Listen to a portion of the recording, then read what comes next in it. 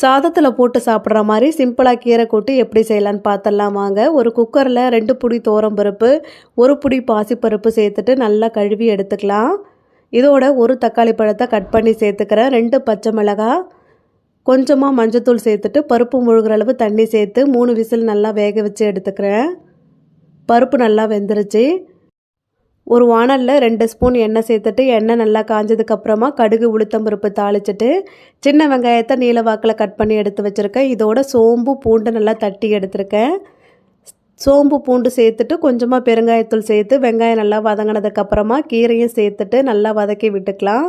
கீரை நல்லா வதங்கினதுக்கப்புறமா 1 ஸ்பூன் குழம்பு மிளகாய்த்தூள், தேவையான அளவு உப்பு, பருப்பு வேக வச்ச தண்ணி எல்லாம் சேர்த்துட்டு ஒரு 2 நிமிஷம் நல்லா வேகட்டும். 2 நிமிஷம் நல்லா வெந்ததுக்கப்புறமா கடைசியாக தேங்காய் துருவல் போட்டு இறக்குனிங்கன்னா சூப்பரான கீரை கூட்டு ரெடி.